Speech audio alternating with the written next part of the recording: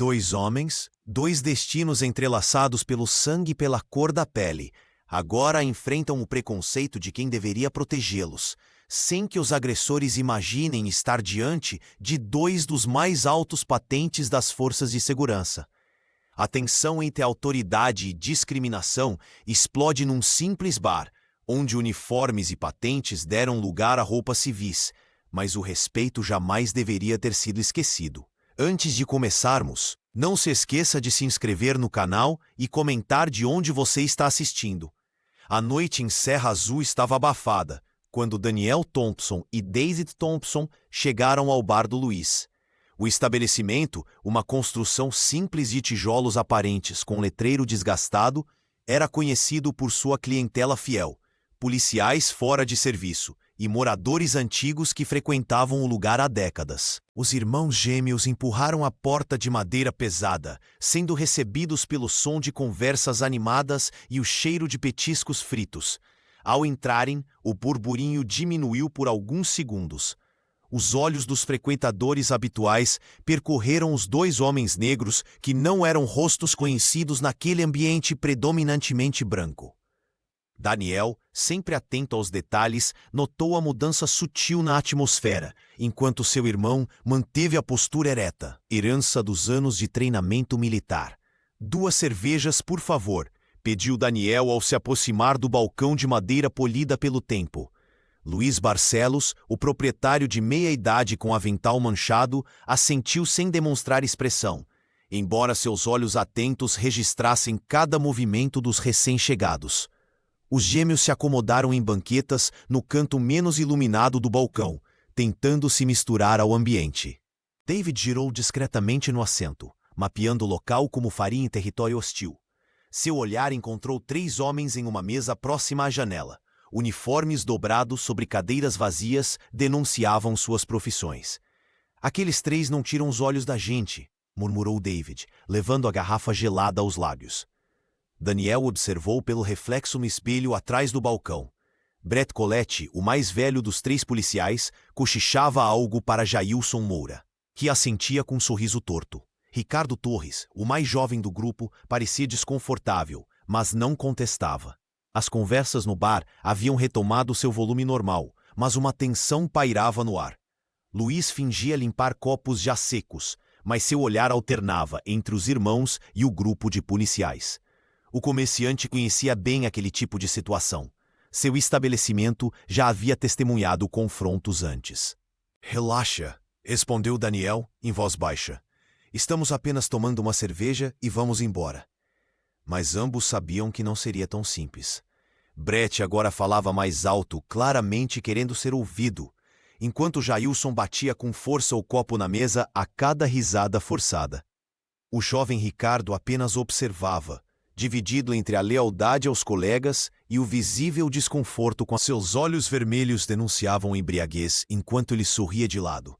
Então, rapazes, o que traz vocês a um lugar como esse? Perderam o caminho da senzala? Disse Brett, disfarçando o comentário racista com uma risada forçada. Daniel manteve a expressão neutra, anos de treinamento militar evidentes em sua postura controlada. Ele tomou um gole de cerveja antes de responder. Não, só perdemos o caminho do bom senso. Achávamos que aqui seria um ambiente agradável. Respondeu com ironia sutil, sem elevar a voz. David apertou o copo com força, os nós dos dedos embranquecendo. O ex-combatente respirou fundo, contendo a indignação que crescia em seu peito. Por baixo da mesa, Daniel tocou levemente o braço do irmão, um gesto discreto que ambos conheciam bem. Um pedido silencioso por paciência. Ricardo Torres, o mais jovem dos 3 policiais, mexeu-se desconfortavelmente na cadeira. Olhou para o chão, depois para a porta, claramente incomodado com o rumo que a conversa tomava. Brett, acho que deveríamos deixar os caras em paz. Estamos todos aqui para relaxar, tentou Ricardo, passando a mão pelo cabelo curto. Jailson Moura, sentado ao lado de Brett, deu uma cotovelada no colega mais jovem. Que foi, Torres? Ficou com medinho agora? O Brett só tá sendo amigável, não é mesmo? Disse, erguendo a garrafa em um brinde provocativo na direção dos gêmeos. Ao balcão, Luiz Barcelos fingia limpar alguns copos, mas seus olhos atentos não perdiam um movimento sequer. O comerciante, que há 20 anos administrava aquele estabelecimento, conhecia bem os sinais de confusão iminente. Com um movimento discreto, ajustou o ângulo do monitor escondido sob o balcão, certificando-se de que as câmeras recém-instaladas capturavam toda a cena. Os poucos clientes restantes no bar pareciam absortos em suas próprias conversas, uma indiferença estudada que mascarava o desconforto. Um senhor idoso pagou rapidamente sua conta e saiu sem olhar para trás. Brett empurrou sua cadeira para trás e se levantou, caminhando com passos instáveis até ficar atrás dos irmãos. Colocou uma mão pesada no ombro de David. Sabem, não estamos acostumados com forasteiros aqui em Serra Azul, especialmente alguns tipos de forasteiros, disse, apertando o ombro de David com força desnecessária. Daniel olhou diretamente nos olhos de Brett, sem medo ou provocação, apenas uma calma calculada, que por alguma razão parecia irritar ainda mais o policial embriagado. Entendemos perfeitamente, respondeu Daniel. Cada lugar tem suas regras não escritas. Terminamos nossas bebidas e vamos embora. Daniel e David Thompson decidiram que era hora de encerrar a noite. Pagaram suas bebidas e caminharam em direção à saída do bar do Luiz, tentando ignorar os olhares que ainda os seguiam. Mal haviam chegado ao estacionamento quando ouviram passos apressados atrás deles. Ei, vocês dois! Paravos aí! A voz de Brett Colette cortou o ar úmido da noite mineira. Procedimento padrão. Documentos, por favor. Daniel virou-se calmamente, mantendo as mãos visíveis. Algum problema, senhor policial? Brett se aproximou, o hálito carregado de álcool. Comportamento suspeito dentro do estabelecimento. Estamos apenas verificando. Ao seu lado, Jailson Moura mantinha uma postura intimidadora, a mão pousada sobre o coldre. Os dois policiais criaram uma barreira entre os irmãos e o veículo estacionado. Não houve nenhum comportamento suspeito, respondeu Daniel com voz firme mas respeitosa. Apenas tomamos uma cerveja e estamos indo embora. Enquanto o irmão dialogava, David discretamente ajustou seu relógio militar, ativando a função de gravação. O ex-combatente conhecia bem aquele tipo de situação e sabia a importância de documentar cada palavra. Vocês não são daqui, são? O que dois negros fazem num bar de família? Provocou Jailson, dando um passo à frente. Daniel respirou fundo. Somos cidadãos brasileiros exercendo nosso direito de ir e vir. Não estamos armados e não cometemos nenhuma infração. A tensão escalou quando Jailson avançou subitamente contra David, empurrando-o com força contra o automóvel. Está muito respondão para quem está sendo investigado. David sentiu o sangue ferver, mas anos de treinamento militar falaram mais alto. Manteve-se firme, sem revidar, os olhos fixos nos do agressor. Vou chamar reforço, gritou Brett, sacando o celular. Vocês vão aprender a respeitar a autoridade nessa cidade. Do outro lado da porta de vidro do estabelecimento, Luiz Barcelos observava a cena com o coração acelerado. O comerciante apertava um pano de prata entre os dedos, dividido entre o medo de se envolver e a vergonha de não fazer nada. As câmeras de segurança que havia instalado recentemente captavam tudo, e ele sabia disso. Última chance, vociferou Brett, aproximando-se perigosamente de Daniel. Documentos ou delegacia? Daniel manteve a calma, mesmo com o policial a centímetros de seu rosto. David permaneceu imóvel, permitindo que o relógio continuasse registrando cada segundo daquela abordagem ilegal. Luiz, paralisado atrás do vidro, tomou uma decisão silenciosa que mudaria para sempre o destino de Serra Azul. Não interviria agora, mas também não ficaria mais calado. Luiz Barcelos fechou a porta do bar com as mãos trêmulas.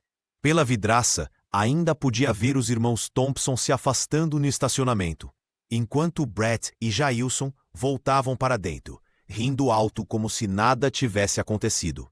O comerciante sentiu um nó no estômago. Quantas vezes já presenciara cenas semelhantes e simplesmente virar as costas? Mais uma noite, mais um abuso, pensou, enquanto limpava mecanicamente o balcão. Mas havia algo diferente desta vez. Talvez fosse a dignidade no olhar de Daniel, ou a contenção de David diante da provocação. Aqueles homens não eram como os outros que costumavam se encolher diante da truculência policial. Luiz largou o pano de pratos e correu para o pequeno escritório nos fundos do estabelecimento. Ligou o computador e, com dedos ansiosos, navegou pelos arquivos do sistema de segurança que instalara recentemente. As câmeras haviam capturado tudo: a entrada dos gêmeos, os comentários racistas disfarçados de Brett, a saída para o estacionamento e, principalmente, a abordagem injustificada. Meu Deus, murmurou o dono do bar enquanto assistia à sequência completa. Podia ver claramente Jailson empurrando David, Brett gesticulando ameaçadoramente e a postura firme porém pacífica dos irmãos. O áudio captava perfeitamente as ameaças veladas e os insultos raciais. Com o coração acelerado, Luiz exportou o arquivo e abriu seu aplicativo de mensagens. Rolou a tela até encontrar o contato de Marcelo, um velho amigo do Sindicato dos Comerciários de Minas Gerais. Haviam trabalhado juntos anos atrás, antes de Luiz abrir seu próprio negócio. Marcelo agora era diretor de comunicação do sindicato e mantinha contatos importantes na imprensa regional. Isso não pode continuar, sussurrou para si mesmo enquanto anexava o vídeo. Suas mãos suavam. Em 15 anos como comerciante em Serra Azul, nunca havia denunciado nada. O bar era seu sustento e contrariar a polícia local significava problemas. Brett e seus comparsas eram clientes regulares afinal. Antes de enviar, Luiz hesitou por um momento. As consequências poderiam ser graves para seu negócio. Mas então, lembrou-se da dignidade no olhar dos Thompson, da violência gratuita, das dezenas de casos semelhantes que testemunhara ao longo dos anos. Não posso mais fingir que não vejo, digitou na mensagem que acompanhava o vídeo. Preciso que isso chegue às pessoas certas. Com o polegar tremendo sobre a tela, Luiz respirou fundo e pressionou enviar. Pela primeira vez em anos, sentiu que estava fazendo a coisa certa, mesmo que isso custasse seu sossego ou até mesmo seu sustento. Na manhã seguinte, o vídeo da abordagem já percorria grupos de WhatsApp em Serra Azul. Luiz Barcelos acordou com o celular vibrando incessantemente. Seu contato no sindicato havia compartilhado as imagens com jornalistas locais.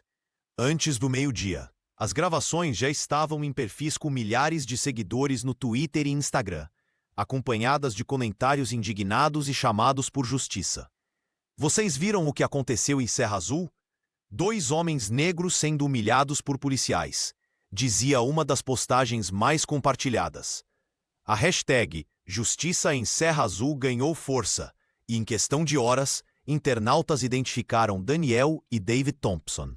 O comerciante observava, atônito, se o pequeno bar se transformar no epicentro de uma tempestade midiática. As reações não demoraram a chegar. Enquanto mensagens de apoio inundavam as redes sociais, os irmãos também recebiam ameaças anônimas. Vocês não sabem com quem mexeram, dizia uma delas, enviada para o número pessoal de David. O ex-combatente permanecia calmo, mas preocupado com a segurança do irmão. A Polícia Militar de Minas Gerais, pressionada pela repercussão, emitiu nota oficial anunciando o afastamento preventivo de Brett Coletti, Jailson Moura e Ricardo Torres. A corporação não compactua com qualquer forma de discriminação e abuso de autoridade, afirmava o comunicado. A Corregedoria Estadual prometia investigação rigorosa e imparcial dos fatos. No terceiro dia, o pequeno município mineiro já não conseguia absorver o impacto da exposição. Vans de emissoras nacionais estacionavam em frente ao estabelecimento de Luiz. Repórteres de rádios comunitárias entrevistavam clientes habituais. Jornalistas de veículos digitais transmitiam ao vivo do local onde tudo aconteceu. Nunca imaginei que meu bar viraria isso, confidenciou o proprietário a um amigo, enquanto observava a multidão que se formava do lado de fora. Alguns moradores mais conservadores criticavam Luiz por manchar a imagem da cidade, enquanto outros o parabenizavam pela coragem. Daniel Thompson, mantendo sua característica postura discreta, evitava entrevistas. Já seu irmão concedeu uma breve declaração por telefone a um portal de notícias. Não queremos fama. Queremos justiça. O que aconteceu conosco acontece diariamente com outros brasileiros. Na prefeitura de Serra Azul, o clima era de apreensão. Autoridades locais, pressionadas por veículos de todo o país, prometiam acompanhar o caso e garantir que a justiça fosse feita. Enquanto isso, nas ruas da pacata cidade, os moradores dividiam opiniões. Mas uma coisa era certa: Serra Azul nunca mais seria a mesma depois daquela noite no bar de Luiz Barcelos. Elisa Muniz assistiu ao vídeo pela terceira vez, seus olhos fixos na tela do computador, enquanto observava a abordagem dos policiais no estacionamento do bar do Luiz. A promotora adjunta, conhecida nos corredores do Ministério Público de Minas Gerais por sua intransigência contra abusos policiais, respirou fundo antes de tomar sua decisão. Abra um inquérito formal imediatamente, ordenou a sua assistente, enquanto organizava os documentos sobre sua mesa. E agende depoimentos para todos os envolvidos ainda esta semana. Elisa tinha construído sua carreira enfrentando casos semelhantes, mas algo neste a tocava profundamente. Talvez fosse a dignidade com que Daniel Thompson manteve a calma diante das provocações, ou a coragem de David ao registrar discretamente tudo em seu relógio militar. A promotora reconhecia naqueles irmãos a mesma resistência pacífica que ela tentava exercer dentro do sistema judiciário. Na manhã seguinte, os gêmeos receberam a notificação oficial para depor. Daniel chegou pontualmente ao fórum, usando uma camisa social discreta. Seu irmão, mais tenso, não conseguia esconder a indignação ao relatar os detalhes da abordagem. Vocês não são os primeiros, comentou a promotora após ouvir o depoimento completo. Mas podem ser os últimos, se trabalharmos juntos. Luiz Barcelos foi o próximo a ser ouvido. O comerciante, visivelmente nervoso, entregou todas as gravações das câmeras de segurança e admitiu seu silêncio em ocasiões anteriores. Sempre vi coisas assim acontecendo, mas nunca tive coragem de fazer nada, confessou, evitando o olhar da promotora. Desta vez foi diferente. Enquanto coletava os depoimentos, Elisa começava a enxergar além do caso isolado. As evidências apontavam para um padrão sistemático de abusos perpetrados principalmente por Brett e Jailson, com a conivência de superiores e autoridades locais. Ela sabia que enfrentaria resistência feroz. Já recebia olhares hostis de colegas no Ministério Público e mensagens veladas de políticos influentes de Serra Azul. Não se trata apenas de punir 3 policiais, explicou a promotora durante uma reunião reservada com os irmãos Thompson. Estamos diante da oportunidade de desmontar uma estrutura inteira de abuso e corrupção que se instalou nesta cidade. Daniel assentiu com seriedade. É exatamente por isso que decidimos não recuar. Oi, vocês precisam entender os riscos, advertiu Elisa. Os setores conservadores da cidade, o sindicato policial, até mesmo parte da imprensa local vai tentar desacreditar vocês. David sorriu com determinação. Enfrentamos coisas piores, senhora promotora. Não viemos até aqui para desistir agora. Ao final da reunião, Elisa Muniz tinha certeza. Aquele caso seria o ponto de virada na história de Serra Azul. E ela estava disposta a pagar o preço necessário para garantir que a justiça prevalecesse desta vez. O caso dos irmãos Thompson virou um catalisador para Serra Azul. Em menos de uma semana, dezenas de vítimas começaram a enviar relatos de abusos policiais para jornais, portais de notícias e perfis de ativistas. Era como se uma represa tivesse rompido, liberando anos de silêncio forçado. Luiz Barcelos, enquanto organizava os arquivos do bar, fez uma descoberta que mudaria tudo. Ao revisar as gravações das câmeras de segurança instaladas há 3 anos, percebeu que tinha, sem querer, documentado um padrão de comportamento abusivo de Brett Colette e Jailson Moura. O comerciante passou noites inteiras revisando centenas de horas de filmagem, separando cenas que mostravam desde intimidações sutis até agressões explícitas. Sempre soube que aconteciam coisas erradas, mas nunca imaginei a dimensão, confidenciou o dono do bar a um jornalista do maior portal de notícias de Minas Gerais. Entre as vítimas registradas nas filmagens estavam até mesmo empresários respeitados da cidade, que preferiam pagar propinas a enfrentar retaliações.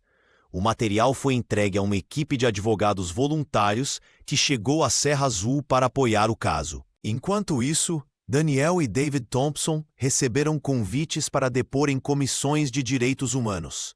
O comandante, com sua postura calma e discurso articulado, impressionou deputados estaduais ao narrar o incidente sem exageros ou dramatizações. Seu irmão, mais emotivo, conectou-se com o público ao relatar como usou o treinamento militar não para reagir, mas para manter a dignidade diante da humilhação. Aprendemos nas forças especiais que a verdadeira força está no autocontrole, explicou David durante uma audiência transmitida ao vivo por canais de televisão. As redes sociais se encheram de depoimentos semelhantes. Um professor universitário revelou ter sido agredido por Brett 3 anos antes. Uma comerciante local compartilhou áudios de ameaças feitas por Jailson quando ela se recusou a oferecer cortesias em sua loja. A promotora Elisa Muniz, vendo o volume crescente de evidências, montou uma força-tarefa para organizar os casos. Cada novo relato fortalecia não apenas o processo contra os policiais envolvidos, mas expunha falhas sistêmicas na segurança pública da região. Os gêmeos, que inicialmente buscavam apenas justiça para si, tornaram-se símbolos involuntários de uma luta maior. Suas imagens, sempre compostas, sempre dignas mesmo sob pressão, inspiravam confiança. Em Serra Azul, o passado obscuro finalmente vinha à tona, e a cidade descobria que o silêncio, por tanto tempo confundido com paz, havia sido apenas o disfarce perfeito para a impunidade. A fama inesperada cobrava seu preço. Daniel Thompson observava pela janela de seu apartamento, enquanto um grupo de jornalistas acampava na calçada pelo 3º dia consecutivo. No celular, mais 30 notificações de mensagens, algumas de apoio, outras com ameaças explícitas. A vida dos irmãos havia sido completamente transformada desde o incidente no bar do Luiz. Eles descobriram onde nossa mãe mora, comentou David, jogando o smartphone sobre o sofá. O ex-combatente estava visivelmente tenso, com olheiras profundas que denunciavam noites mal dormidas. Tive que contratar segurança particular para ela. Daniel suspirou, passando a mão pelo rosto cansado.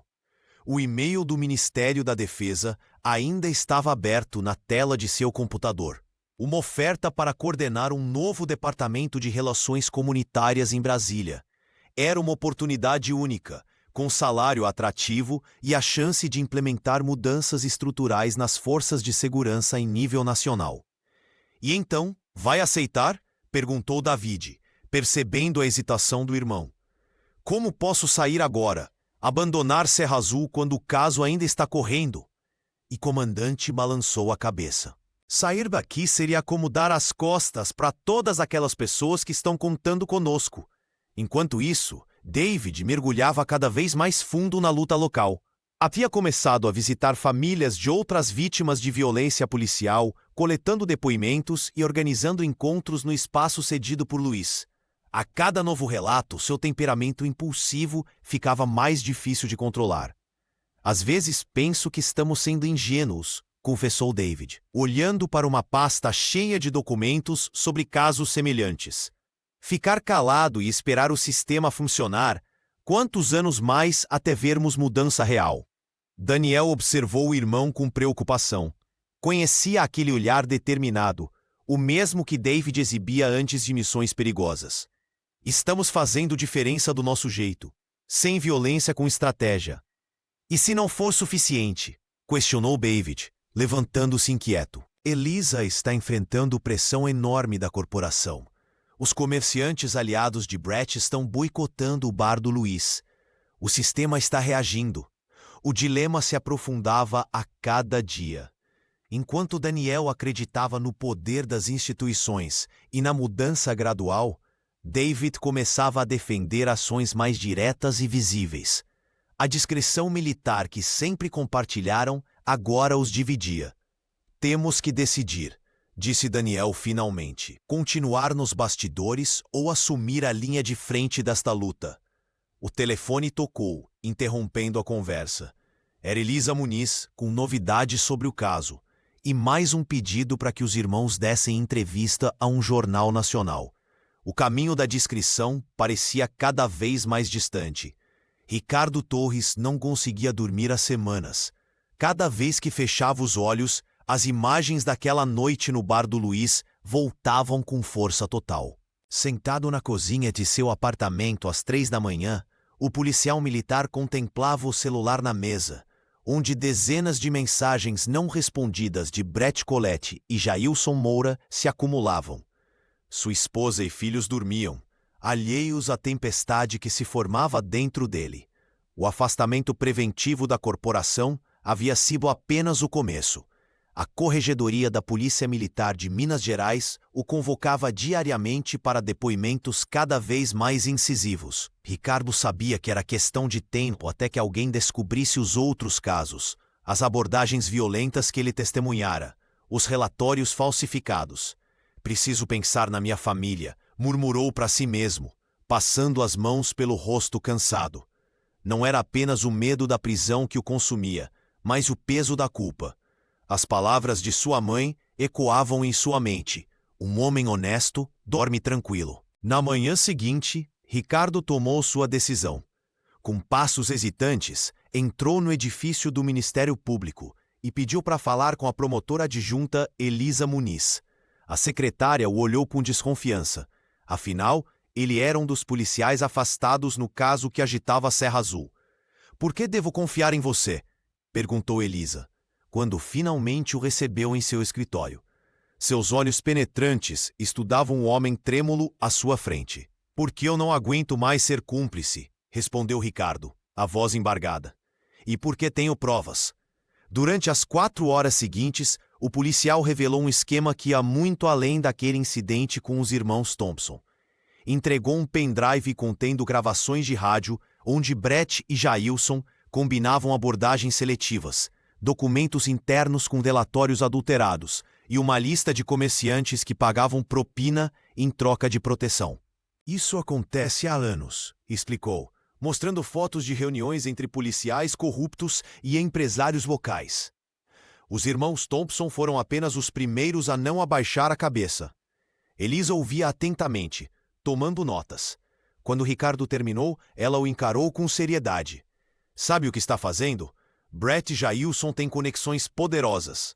O policial assentiu, exausto. "Sei.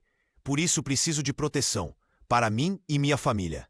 A promotora fechou sua pasta. "Vou precisar de depoimentos formais, assinados. Testemunho em juízo. Vai enfrentar seus antigos colegas cara a cara." Ricardo respirou fundo. Pela primeira vez em semanas, sentiu um peso saindo de seus ombros. "Estou pronto", disse simplesmente. Naquela mesma tarde, a investigação ganhou um novo rumo.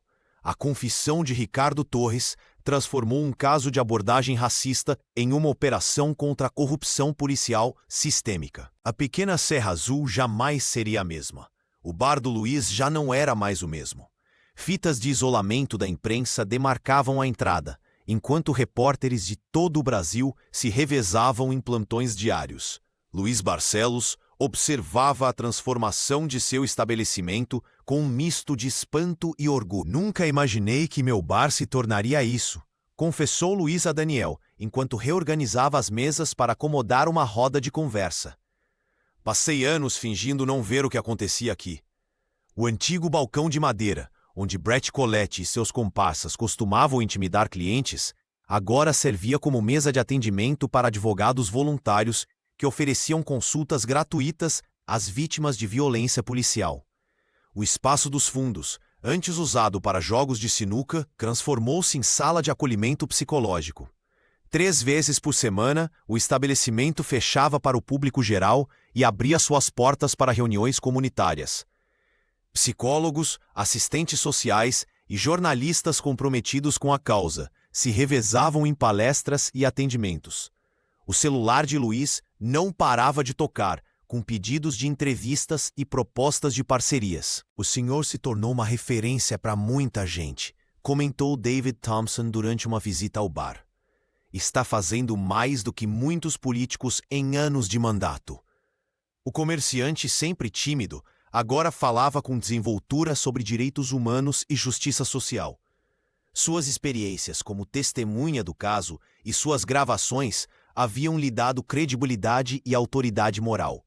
Inspirado pelo exemplo dos gênios Thompson, ele começou a articular a fundação de uma organização não governamental dedicada ao apoio jurídico e psicológico de vítimas de abuso policial em toda a região sul de Minas Gerais.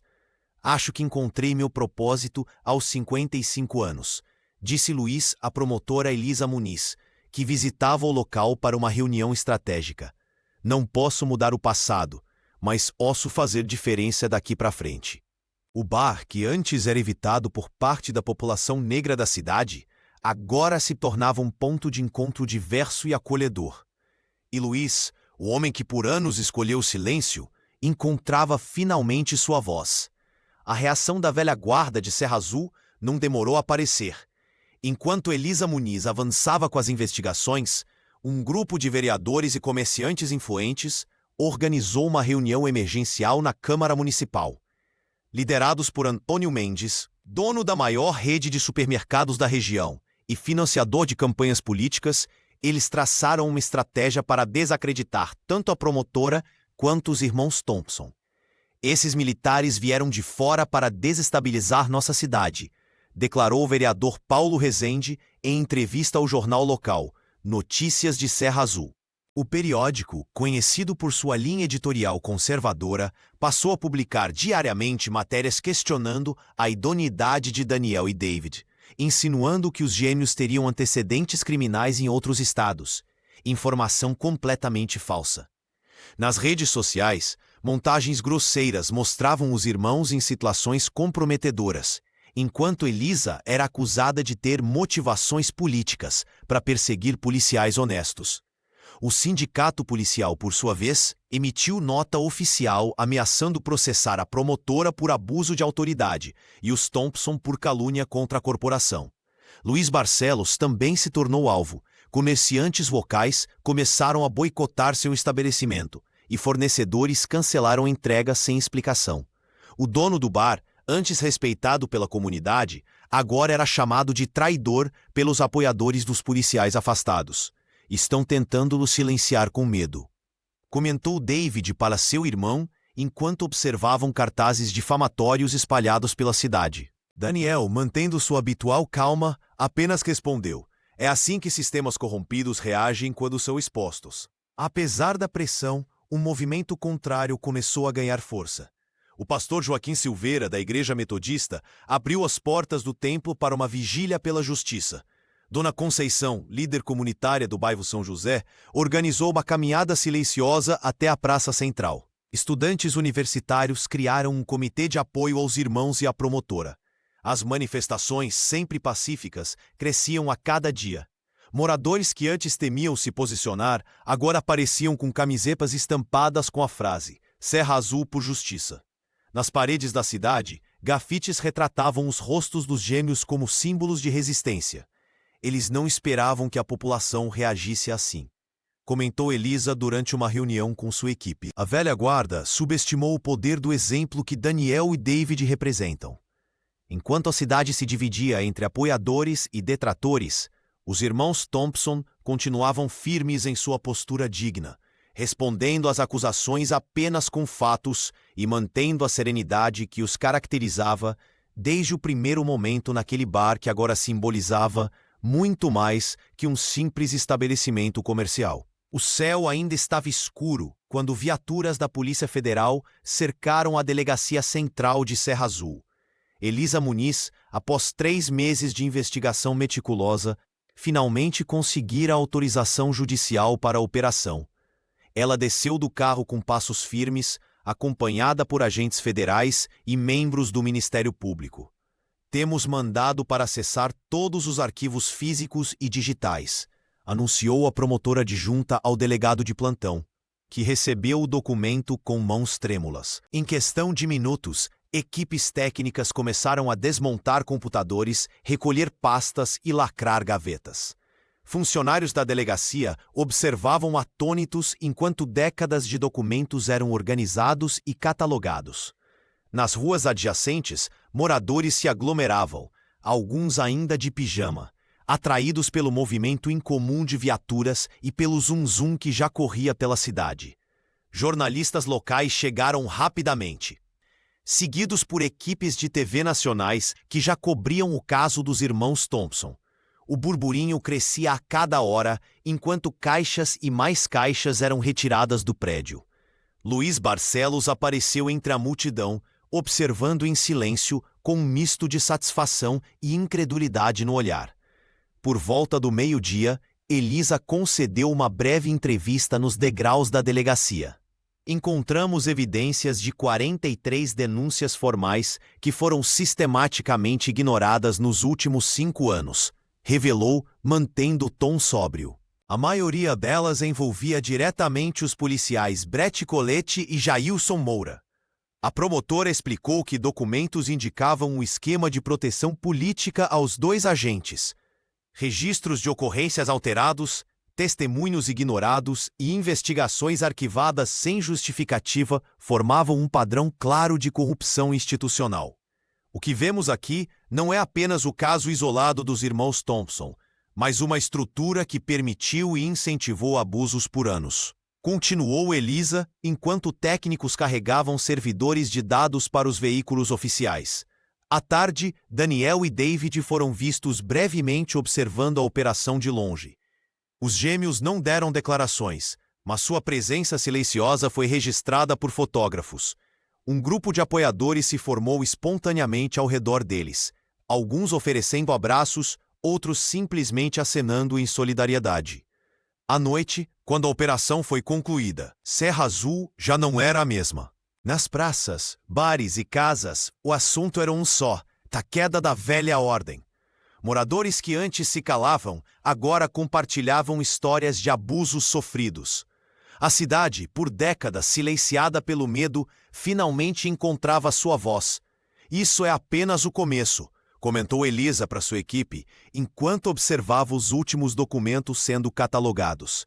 A verdadeira reconstrução começa agora. A repercussão do caso dos irmãos Thompson ultrapassou as fronteiras de Serra Azul com uma velocidade impressionante. Reportagens em canais de televisão nacionais, manchetes em jornais e uma onda de indignação nas redes sociais transformaram o incidente local em um símbolo da luta contra o abuso policial no Brasil. Em Brasília, deputados e senadores de diferentes partidos começaram a se manifestar. Uma comissão parlamentar especial foi formada para visitar Serra Azul e avaliar a situação in loco. O Ministério da Justiça, pressionado pela opinião pública, anunciou uma auditoria completa nas corporações policiais de Minas Gerais, com foco especial nas denúncias de racismo institucional e abuso de autoridade. Entre os políticos que se posicionaram publicamente, o senador Marcos Albuquerque causou comoção ao revelar um fato desconhecido. Durante uma sessão transmitida ao vivo pela TV Senado, ele pediu a palavra e, com a voz embargada, contou como seu filho havia sido salvo por David Thompson durante uma operação militar no exterior 5 anos antes. Meu filho estaria morto se não fosse pela coragem e competência do comandante Thompson, declarou o senador, enquanto mostrava uma foto onde aparecia ao lado de David em uma cerimônia militar. Este homem arriscou sua própria vida para salvar soldados brasileiros em território hostil, e agora é tratado como criminoso em seu próprio país. O depoimento emocionado do político, figura respeitada no cenário nacional, deu nova dimensão ao caso. Jornalistas correram para investigar o passado militar dos gêmeos, descobrindo uma trajetória de excelência que havia sido completamente ignorada pelos policiais de Serra Azul. Luiz Barcelos, agora constantemente cercado por repórteres, não conseguia esconder o orgulho por ter sido peça fundamental naquela história. Eu só fiz o que qualquer cidadão deveria fazer, repetia ele, enquanto seu estabelecimento se transformava em ponto de encontro para ativistas e apoiadores da causa. Elisa Muniz recebeu com cautela o apoio federal. Em reunião com a comissão parlamentar, a promotora apresentou documentos que comprovavam anos de negligência nas investigações contra Brett Colette e Jailson Moura. O problema é sistêmico e precisa ser tratado como tal, afirmou ela, entregando um dossiê completo aos parlamentares. Para Daniel e Davi, o reconhecimento público trazia sentimentos contraditórios. Por um lado, fortalecia sua posição e protegia-os de novas ameaças. Por outro, expunha ainda mais suas vidas privadas e os afastava da discrição que sempre cultivaram em suas carreiras militares. Nunca quisemos ser símbolos de nada, confidenciou Daniel a um jornalista. Só queremos o mesmo que qualquer brasileiro, ser tratado com dignidade independentemente da cor da nossa pele. O Fórum Municipal de Serra Azul jamais vira tamanha agitação. Centenas de pessoas se aglomeravam nos corredores, enquanto jornalistas disputavam espaço na sala principal. O julgamento dos policiais Brett Colette e Jailson Moura finalmente começava, com transmissão ao vivo em diversas plataformas digitais. Elisa Muniz entrou na sala com passos firmes, carregando uma pasta repleta de documentos. A promotora adjunta havia passado semanas preparando sua estratégia e surpreendeu a todos ao invocar um artigo pouco utilizado do Código Processual que permitia a tramitação acelerada em casos de evidente interesse público. Excelência, além das testemunhas presenciais, temos evidências audiovisuais irrefutáveis, declarou a promotora, enquanto técnicos instalavam equipamentos para a exibição. As câmeras do estabelecimento e os dispositivos pessoais dos irmãos Thompson registraram não apenas a abordagem violenta, mas também as ameaças verbais explícitas. Na primeira fila, Daniel e David observavam em silêncio. Os gêmeos mantinham a mesma postura disciplinada que os caracterizava, embora o olhar de David revelasse sua indignação contida. Luiz Marcelo sentava-se próximo, visivelmente nervoso, mexendo constantemente na gravata emprestada. Do outro lado, Brett e Jailson lançavam olhares intimidadores, enquanto seus advogados cochichavam estratégias de última hora. A confiança dos policiais começou a desmoronar quando o primeiro vídeo foi exibido. As imagens nítidas mostravam uma abordagem completamente diferente da versão apresentada em seus depoimentos oficiais. O momento mais impactante veio quando Ricardo Torres foi chamado ao banco das testemunhas. O jovem policial, agora afastado da corporação, tremia visivelmente. Com voz embargada, descreveu anos de abusos sistemáticos liderados por Brett. Eles tinham um código para abordagens raciais. Chamavam de procedimento especial, revelou Ricardo, evitando olhar para os ex-colegas. Naquela noite, no estacionamento do bar, ouvi Brett dizer que ia ensinar aqueles dois a respeitarem brancos fardados. A cada novo relato, ondas de murmúrios percorriam o tribunal. Elisa conduziu o interrogatório com precisão cirúrgica, conectando o caso dos irmãos a dezenas de outras denúncias ignoradas ao longo dos anos. Quando as gravações dos relógios militares dos gêmeos foram reproduzidas, revelando com clareza as ameaças e insultos raciais proferidos pelos policiais, até mesmo alguns familiares dos réus baixaram a cabeça em constrangimento. O juiz precisou intervir diversas vezes para manter a ordem na sala. O depoimento detalhado de Ricardo, somado às evidências visuais, construía um caso praticamente indefensável. A expressão dos advogados de defesa revelava que a batalha judicial, apenas começando, já mostrava seu provável desfecho. O tribunal estava em absoluto silêncio quando o advogado de defesa tentou sua última cartada. Com gestos amplos e voz confiante, ele questionava a credibilidade dos irmãos Thompson, sugerindo que tudo não passava de uma armação contra policiais honrados. Esses homens não têm provas concretas além de suas palavras contra oficiais respeitados, declarou, olhando fixamente para Daniel e David sentados na primeira fileira. Foi então que Elisa Muniz sorriu discretamente e pediu permissão para apresentar novas evidências. A promotora caminhou até o centro da sala com uma pequena caixa contendo 2 relógios militares de alta tecnologia. Os dispositivos, parte do equipamento padrão dos irmãos, devido à sua formação militar, Haviam capturado toda a abordagem no estacionamento do bar. Senhoras e senhores, estes relógios inteligentes possuem capacidade de gravação ativada por comandos de voz específicos, explicou Elisa enquanto técnicos preparavam a exibição. Daniel e David, por treinamento e instinto, ativaram seus dispositivos no momento em que perceberam o perigo. As gravações foram projetadas para todo o tribunal. Com clareza assustadora, as vozes de Brett Colette e Jailson Moura ecoaram pela sala.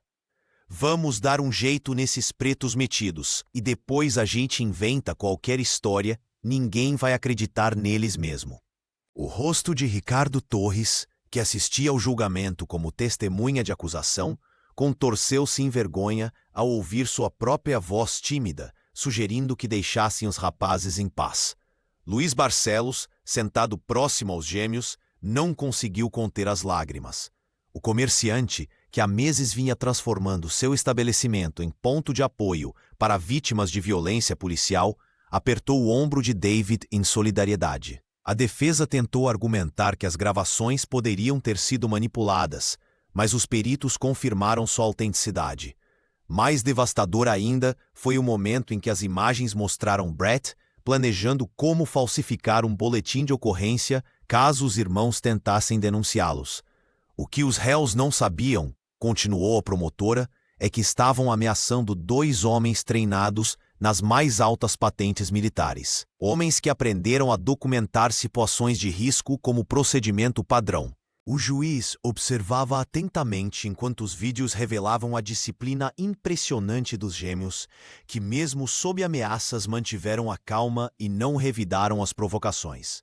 Esta postura, agora documentada, desmantelava completamente a narrativa de comportamento agressivo alegada pelos policiais.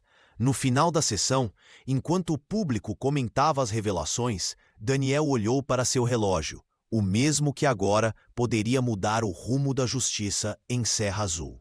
Um pequeno dispositivo que carregava o peso da verdade e que finalmente dava voz a quem por tanto tempo foi silenciado. O tribunal ficou em absoluto silêncio quando um homem de aparência comum se levantou na plateia, identificando-se como agente da Polícia Federal. Marcos Vieira apresentou suas credenciais ao juiz, explicando que estava no bar do Luiz naquela noite, disfarçado como cliente regular, conduzindo uma investigação paralela sobre lavagem de dinheiro na região. Eu presenciei toda a abordagem aos irmãos Thompson, afirmou Marcos, enquanto Brett Colette e Jailson Moura trocavam olhares nervosos. Estava sentado próximo à janela, observando quando os policiais seguiram os 2 homens até o estacionamento sem qualquer justificativa legal. O depoimento do agente federal trazia um peso incontestável ao processo. Ele descreveu com precisão como Brett iniciou a provocação ainda dentro do estabelecimento, o tom racista disfarçado de brincadeira e como Daniel e David mantiveram a compostura exemplar diante das hostilidades crescentes. Em 15 anos de carreira, nunca vi tamanha demonstração de autocontrole, declarou, olhando diretamente para os irmãos. Qualquer outro cidadão teria reagido às provocações, mas eles permaneceram dignos e serenos. O agente federal revelou que sua unidade já monitorava Brett e Jailson há meses, suspeitando de envolvimento em esquemas de extorsão contra comerciantes locais. No entanto, nunca haviam conseguido evidências tão claras de comportamento criminoso quanto naquela noite no bar do Luiz. As imagens dos relógios militares e das câmeras de segurança apenas confirmam o que testemunhei pessoalmente, continuou Marcos. Não há qualquer dúvida sobre a conduta criminosa dos acusados. Elisa Muniz, visivelmente satisfeita, observava a expressão derrotada dos advogados de defesa. O testemunho surpresa desmontava completamente o álibi dos policiais, que alegavam ter sido provocados pelos irmãos. Por que não se identificou naquele momento? Questionou o juiz. Minha operação era sigilosa e envolvia outros alvos, explicou o agente. Mas quando vi o caso ganhando repercussão nacional e a possibilidade de injustiça, solicitei autorização para depor. No banco dos réus, Ricardo Torres abaixou a cabeça, parecendo aliviado por sua decisão de colaborar. Brett, por outro lado, encarava o agente federal com ódio evidente, enquanto Jailson parecia completamente derrotado. Luiz Barcelos, sentado próximo aos irmãos Thompson, não conteve as lágrimas. O dono do bar, que havia transformado seu estabelecimento em símbolo de resistência, via finalmente a justiça se materializar.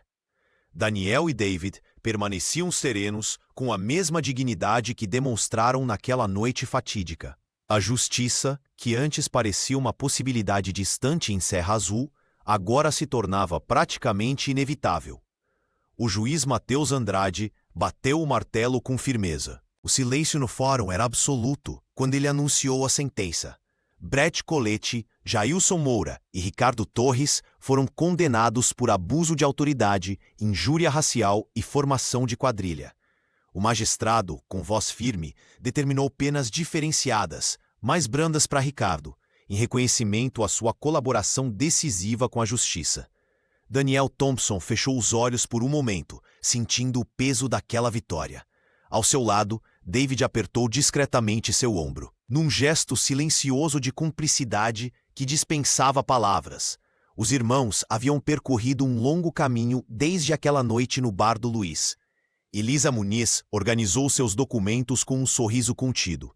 A promotora havia conduzido o caso com maestria, apresentando provas irrefutáveis, incluindo os vídeos dos relógios militares e os depoimentos das 17 vítimas que finalmente teriam justiça. Além das penas de reclusão, o juiz determinou indenizações substanciais e, mais importante, a revisão de 40 processos anteriores envolvendo os policiais condenados. Brett, algemado, lançou um último olhar de desprezo aos irmãos antes de ser conduzido para fora. O policial, outrora arrogante, parecia menor agora.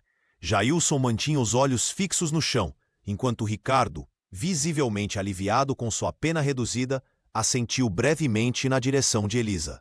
Luiz Barcelos, sentado nas primeiras fileiras, deixou escapar lágrimas silenciosas. O dono do bar jamais imaginara que suas câmeras de segurança desencadeariam tamanha transformação. Agora, seu estabelecimento era símbolo de resistência e esperança. Do lado de fora do fórum, a notícia se espalhou rapidamente. Serra Azul explodiu em celebração espontânea. Carros buzinavam pelas ruas principais. Bandeiras coloridas tremulavam nas janelas e pessoas de todas as idades se abraçavam nas praças. A pequena cidade mineira, por tanto tempo silenciada pelo medo, encontrava finalmente sua voz. Na igreja matriz, o padre João Paulo convocou um culto ecumênico de agradecimento, reunindo líderes religiosos de diversas denominações. No centro comunitário, jovens organizavam uma passeata pacífica que percorreria o caminho entre a delegacia e o bar, simbolizando o novo rumo da comunidade. Daniel e David observavam tudo com uma mistura de alívio e responsabilidade. A batalha judicial estava vencida, mas ambos sabiam que a verdadeira transformação apenas começava. Quando saíram do fórum, foram recebidos por aplausos e abraços de desconhecidos que agora os viam como heróis. A cidade está pronta para mudar, sussurrou Luiz, aproximando-se dos irmãos.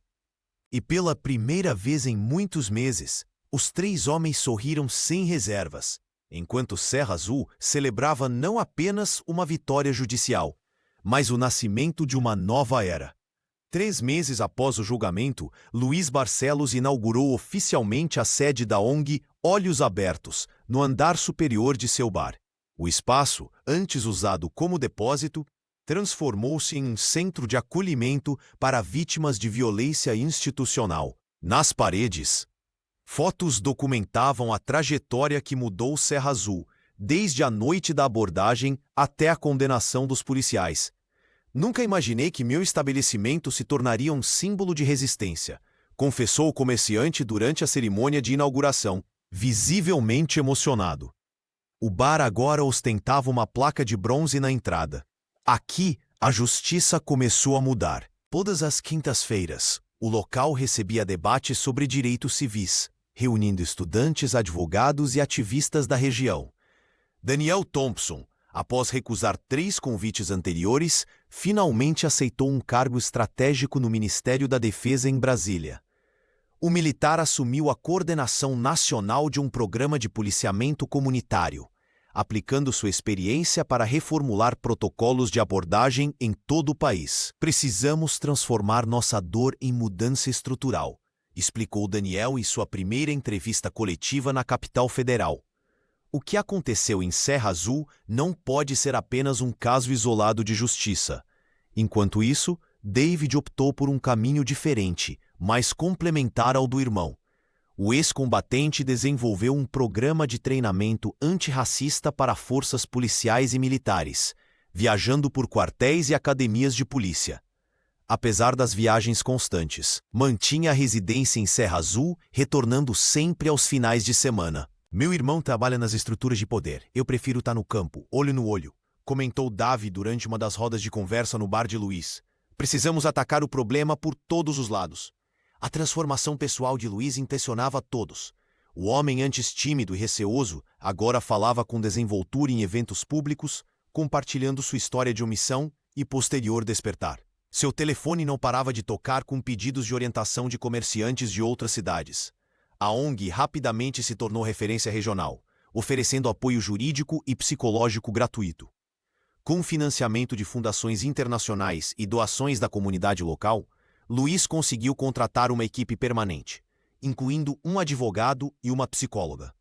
Os gêmeos Thompson, mesmo seguindo caminhos distintos, mantinham contato diário e se reuniam mensalmente no bar para avaliar os avanços. A amizade entre os 3 homens, Luiz, Daniel e Davi, simbolizava para muitos a possibilidade de transformação social através da união e persistência. O auditório da Faculdade de Direito de Serra Azul transbordava de pessoas quando Elisa Muniz subiu ao palco para anunciar oficialmente sua candidatura à Promotoria-Geral do Estado.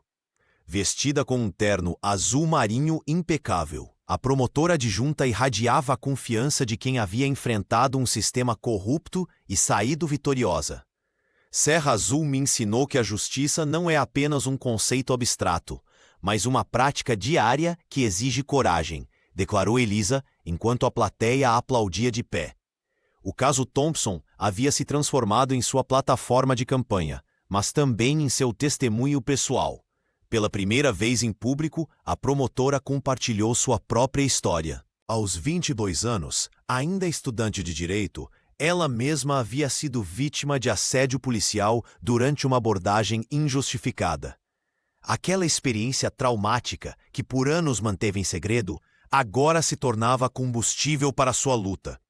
A cidade que outrora parecia dividida entre conservadores e progressistas começava a encontrar um terreno comum. Nas praças que antes serviam apenas para eventos religiosos, agora aconteciam debates públicos sobre segurança e cidadania.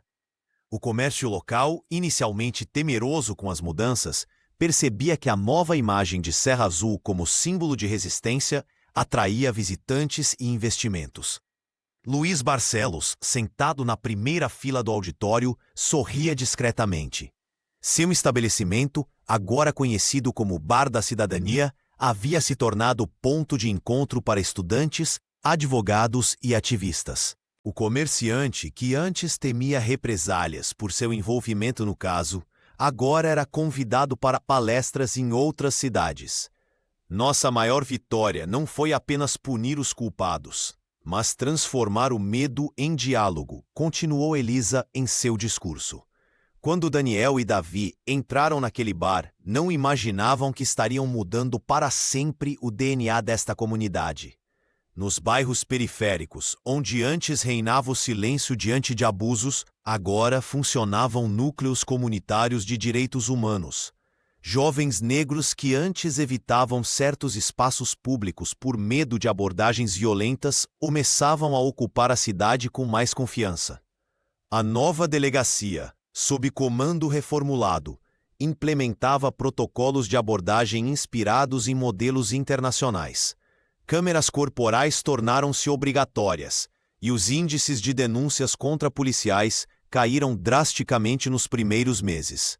Serra Azul não é mais a cidade do silêncio, concluiu a promotora, enquanto a plateia se levantava novamente.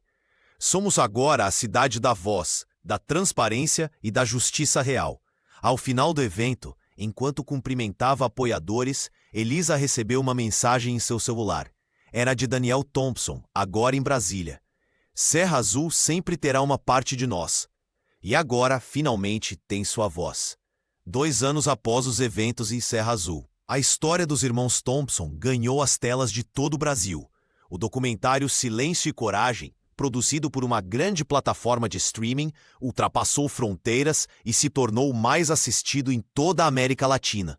Daniel e David, inicialmente relutantes em expor ainda mais suas vidas, acabaram cedendo quando perceberam o impacto que sua história poderia ter na formação de novos policiais.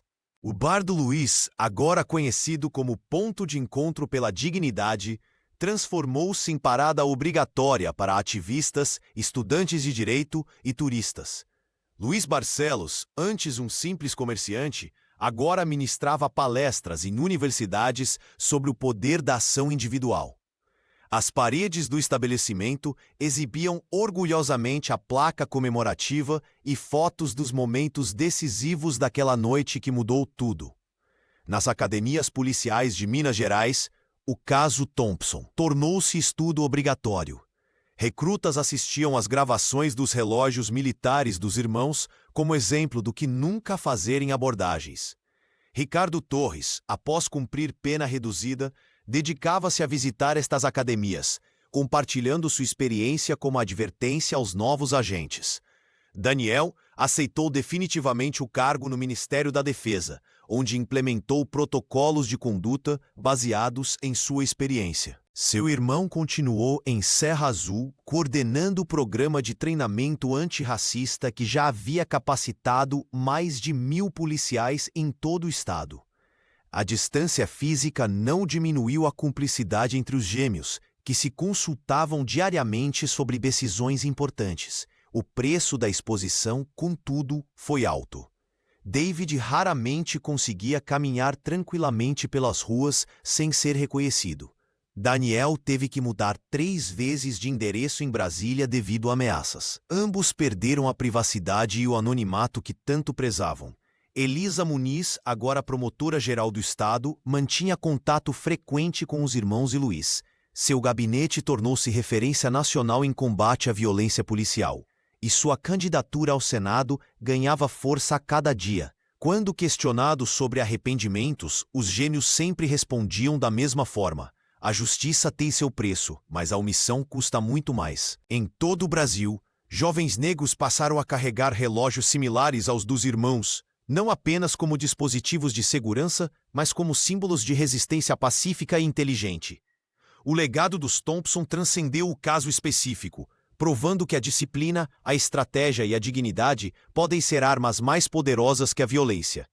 No coração do sul de Minas Gerais, uma pequena cidade chamada Serra Azul se tornou sinônimo de transformação social. Tudo porque 2 irmãos gêmeos negros decidiram entrar em um bar numa noite abafada, sem imaginar que mudariam para sempre a história do país.